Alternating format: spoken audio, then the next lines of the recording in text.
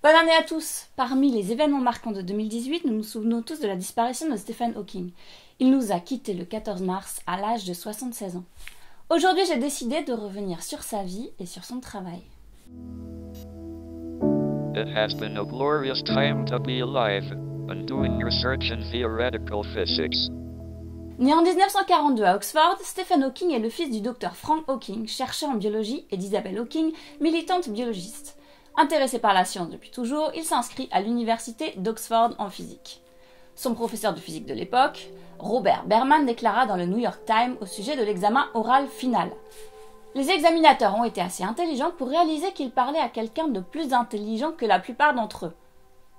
Stephen obtient son diplôme bachelor en 1962, puis étudie l'astronomie. Il quitte ensuite Oxford pour l'université de Trinity Hall à Cambridge, où il étudie l'astronomie théorique et la cosmologie théorique.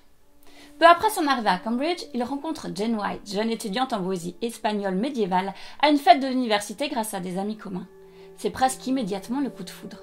Malheureusement, il commence alors à développer les symptômes de la sclérose latérale amyotrophique, aussi appelée maladie de Charcot. Il s'agit d'une pathologie attaquant les neurones moteurs qui touche environ une personne sur 25 000 et conduit à l'affaiblissement et à la paralysie des muscles. En 1963, les médecins ne lui donnent alors plus que 2 ans à vivre. Jane décide de rester auprès de lui. J'étais jeune, pleine d'énergie et d'optimisme, je voulais faire de mon mieux pour lui et j'ai pensé que je pouvais facilement consacrer 2 ans de ma vie à quelqu'un que j'aimais et qui avait tant de potentiel. Stephen Hawking se marie avec Jane en 1965, ce qui le stimule à continuer avec l'aide de son directeur de thèse, William Denis Sciama, son doctorat qu'il obtient en 1966. Intitulée « Les propriétés d'un univers en expansion », sa thèse est aujourd'hui disponible en ligne. Le scientifique y traite de certaines implications et conséquences de l'expansion de l'univers. En rendant ma thèse de doctorat libre d'accès, j'espère pouvoir inspirer les gens du monde entier à regarder les étoiles et non pas à leurs pieds, à s'interroger sur notre place dans l'univers et à essayer de donner un sens au cosmos. N'importe qui, n'importe où dans le monde, devrait avoir un accès libre non seulement à mes recherches, mais aussi à celles de tous les grands et curieux esprits à travers le spectre de la compréhension humaine. L'astrophysicien est ensuite engagé comme chercheur à Gonville and Caius College à Cambridge. De 1979 à 2009, il tient le poste de professeur de mathématiques à l'université de Cambridge, poste tenu par Isaac Newton en 1663. En 1974, il devient à 32 ans l'un des plus jeunes membres de la Royal Society, la plus prestigieuse institution scientifique de Grande-Bretagne. Je le cite, « Mon objectif est simple, c'est la compréhension totale de l'univers, comprendre pourquoi il est, comme il est et pourquoi il existe. » En 1974, sa maladie s'aggrave. Il est incapable de se nourrir ou de sortir du lit par lui-même. Son élocution devient très difficile. En 1985, il contracte une pneumonie, ce qui conduit à une trachéotomie pour mieux respirer, qui le rend définitivement incapable de parler. Un informaticien, Walt Walters, construit alors un dispositif permettant aux scientifiques de s'exprimer oralement. Un synthétiseur vocal lit ce que le physicien écrit sur l'ordinateur via une manette. Puis, lorsqu'il perd l'usage de ses mains en 2001, un capteur infrarouge fixé à une branche de ses lunettes détecte les contractions d'un muscle de sa joue et sélectionne ainsi les lettres une par une. Ce dispositif permet à Hawking d'exprimer 5 mots à la minute et de donner des cours à Cambridge jusqu'en 2009. À partir de 2013, il utilise un système de reconnaissance faciale du mouvement des joues et des sourcils créé pour lui par la firme Intel. Il lui permet ainsi de saisir plus rapidement sur un ordinateur ce qu'il veut exprimer. En août 2015, le code source de cette technologie est mis en open source afin de permettre son utilisation par le plus grand nombre. Stephen affirma « La médecine n'est pas en capacité de me guérir, je dois donc compter sur la technologie pour communiquer et vivre. » La maladie de Stephen Hawking ne l'aura pas empêché de fonder une famille. Il a eu 3 enfants avec Jane, sa première femme, Robert, Lucy et Tim. Le couple se sépare en 1990 et divorce 5 ans plus tard. En 1999, elle écrit un livre sur son mariage avec lui, Une merveilleuse histoire du temps, ma vie avec Stephen Hawking. Le 16 septembre 1995 à Londres, Stephen Hawking épouse l'une de ses infirmières, Elaine Mason. L'ex-mari d'Elaine, David Mason, est le concepteur de la première version de l'ordinateur parlant du scientifique.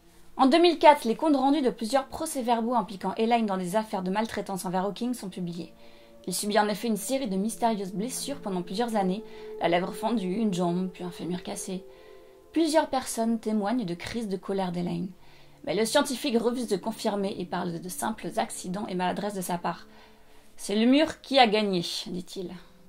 Après la fracture de son poignet en 1999, il refuse de donner des explications à sa fille et lui dit juste de ne plus interférer. Il m'a demandé de ne plus interférer dans sa vie avec Elaine, raconte-t-elle dans Vanity Fair.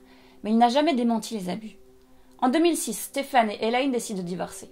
À partir de 2007, il publie une série de livres pour enfants, George écrit avec sa fille Lucy.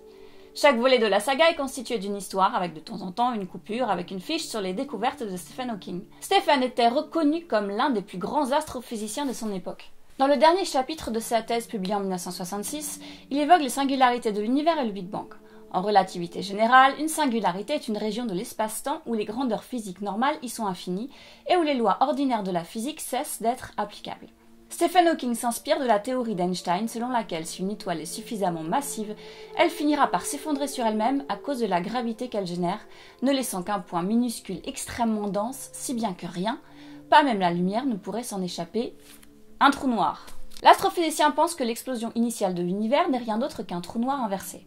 Il a ensuite travaillé sur cette idée avec le physicien et mathématicien Roger Penrose. En 1970, il publie un article démontrant la logique des singularités dans la théorie de la relativité générale et affirmant que l'univers aurait pu commencer par une singularité. Ce principe sera appelé par la suite le théorème des singularités. En appliquant les lois de la théorie quantique, il montre qu'à de très petites échelles, des particules et du rayonnement s'évaporent du trou noir, créant l'évaporation de ce trou noir. Lorsque la masse commence à devenir très faible, la température augmente rapidement. L'évaporation atteint alors une très grande vitesse. À la fin, le trou noir disparaît dans une explosion. Cette théorie majoritairement admise n'a pour l'instant pas encore été observée.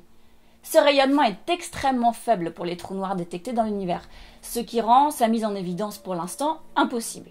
Le prix Nobel aurait pu, dans le cas contraire, être décerné à Hawking. Mais le prix Nobel n'est donné qu'une fois qu'une théorie a été prouvée. Et le prix Nobel n'est pas décerné à titre posthume. Thomas Hertog déclara « Il a souvent été nominé pour le prix Nobel qui aurait dû lui être attribué. Maintenant, il ne pourra plus jamais l'obtenir. » L'astrophysicien plaisantait sur sa médiatisation. « J'espère qu'on se souviendra de moi pour mon travail sur les trous noirs et l'origine de l'univers, pas pour des choses comme mes apparitions dans Les Simpsons. » Son personnage est également apparu dans les dessins animés Futurama, Family Guy, Fairly Odd Parents. Il n'hésite pas à apparaître dans des séries comme Star Trek The Next Generation, où il dispute une partie de poker contre Albert Einstein, Isaac Newton et l'androïde Data. Il a également participé à 7 épisodes de The Big Bang Theory. Dans la chanson Keep Talking de l'album The Division Bell, les Pink Floyd utilisent en 1994 un sample de sa voix synthétique à partir d'une publicité pour une compagnie téléphonique que le scientifique avait enregistrée. Ils réitéreront en 2014 dans la chanson Talking Hawking de l'album The Endless River. Stephen Hawking est également connu pour être un brillant vulgarisateur. Son livre publié en 1988, Une brève histoire du temps, s'est écoulé à plus de 12 millions d'exemplaires. Dans ce livre, il tente d'expliquer à des non-initiés des phénomènes comme le Big Bang, le trou noir ou encore la théorie des cordes. Je vous conseille très fortement de lire ces ouvrages de vulgarisation. Merci d'avoir regardé cette vidéo jusqu'au bout, n'hésitez pas à me rejoindre sur les réseaux sociaux et à vous abonner à cette chaîne. Alors à bientôt!